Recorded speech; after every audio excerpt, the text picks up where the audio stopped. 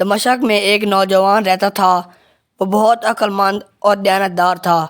نوجوان کے پڑوس میں ایک فوجی افسر کا گھر تھا۔ ایک دفعہ فوجی افسر کو اچانک فوج کے ساتھ روم کے خلاف جنگ پہ جانا پڑا۔ جنگ میں جانے سے پہلے وہ نوجوان کے پاس آیا اور بولا، بیٹے تم جانتے ہو میرے بچے ابھی کم عمر ہیں اور مجھے جنگی مہم کے لیے جانا ہے۔ زندگی کا کوئی بھروسہ نہیں۔ میں نے اپنا پیٹ کاٹ کر اپنے معصوم بچوں کے لیے کچھ رقم جمع کی ہے۔ میں اسے امانت کے طور پر تمہارے حوالے کر رہا ہوں۔ اگر میں جنگ سے زندہ واپس نہ آ سکا تو ضرورت کے وقت یہ رقم میرے بچوں کو دے دینا۔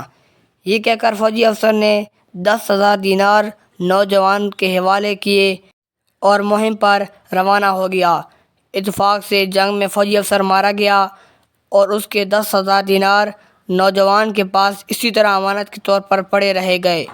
نوجوان اب اس انتظار میں تھا کہ جو ہی اس فوجی افسر کے بچوں کو رقم کی ضرورت پڑی وہ فوراً اسے بچوں کے حوالے کر دے گا۔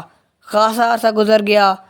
بالآخر فوجی افسر کے بچوں کو پیسوں کی ضرورت پڑی اور وہ بیچارے بہت پریشان ہوئے کہ کیا کریں، کس سے مدد مانگیں۔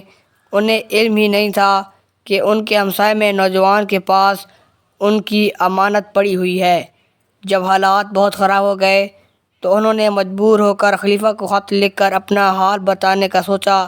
وہ نوجوان کے پاس آئے اور اسے اپنا سارا حال بتا کر خلیفہ کے نام مدد کے لیے خط لکھ کر دینے کو کہا۔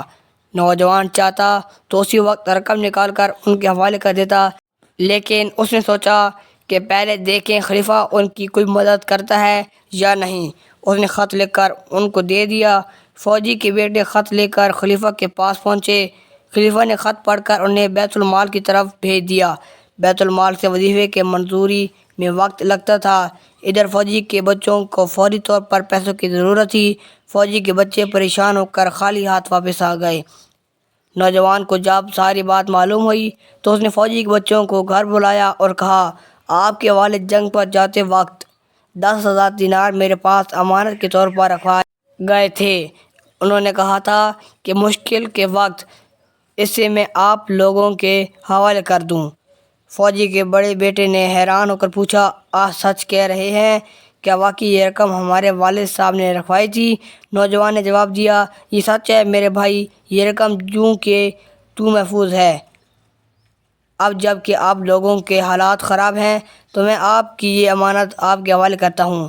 یہ کہہ کر وہ گھر کے اندر والے کمرے میں گیا اور 10,000 دینار کی تھیلیاں لا کر ان کے حوالے کر دیں۔